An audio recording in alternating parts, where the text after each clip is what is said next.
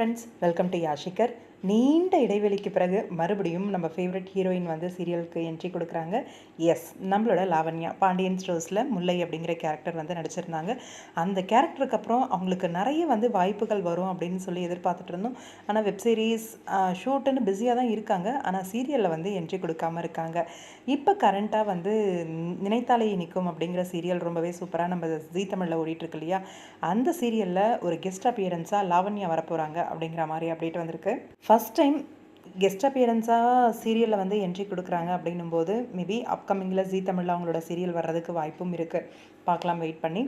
அதே மாதிரி ஐஷு இவங்களும் ரீசெண்டான எபிசோடில் நினைத்தாலே இனிக்கும் சீரியலில் வந்து என்ட்ரி கொடுத்துருந்தாங்க.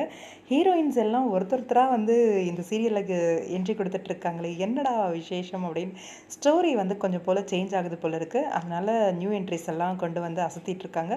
அதுவும் எல்லா நியூ என்ட்ரிஸும் ஹீரோயின்ஸாகவே வந்துக்கிட்டு இருக்காங்க.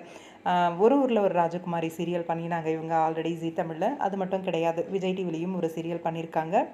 அதே மாதிரி பார்வதி இவங்களுமே அப்கமிங் வந்து ஜீ தமிழ் நினைத்தாலே இனிக்கும் சீரியலில் வந்து என்ட்ரி கொடுக்க போகிறாங்க.